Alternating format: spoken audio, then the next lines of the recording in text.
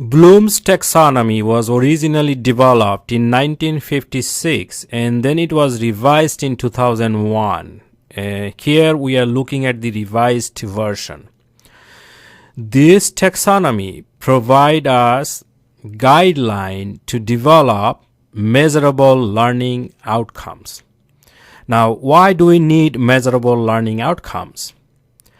If we do not assess or measure our teaching and learning, then we don't know where the weaknesses and strengths are.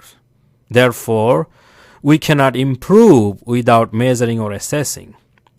So having a measurable learning outcomes is very important. I served a couple of years in General Education Committee in my current institution. I have reviewed hundreds of proposals, course proposals, with very poorly written measurable learning outcomes. One of the most common mistakes there is the use of word understand.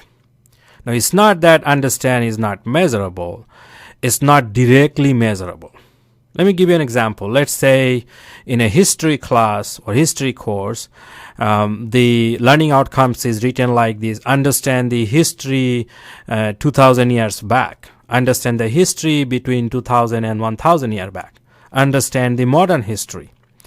The problem with this, to what extent they understand this? Let's say understand a car, a automotive engineering class.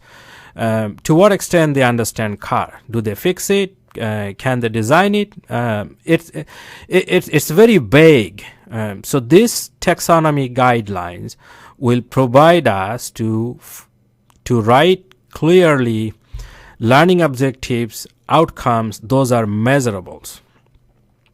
And as you can see here, it suggests that we have about 6 cognitive level of understanding, starting from the remembering to all the way to creative level.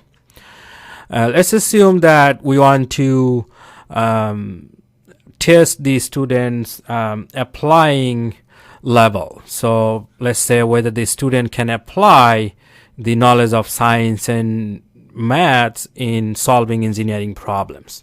For example, I asked them to calculate the brake force required to stop a vehicle. So I give them a scenario and then ask them calculate the brake force required to stop a vehicle. How much braking force needed? So to do that, they have to apply the laws of physics, maths, chemistry to find out the and calculate. So then we can directly assess or measure the student ability to solve that assessment question.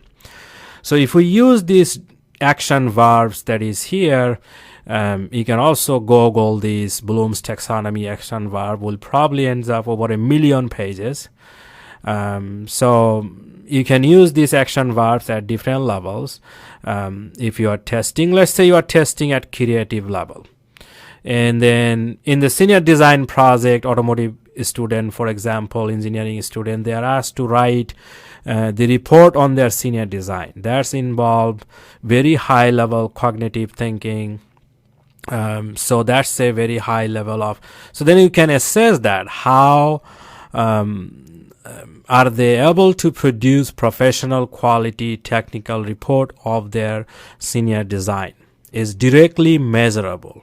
So this taxonomy basically help us to develop directly measurable learning outcomes. And we need that to find out the strength and weaknesses of our teaching and learning, therefore we can improve. This is the basics to that steps.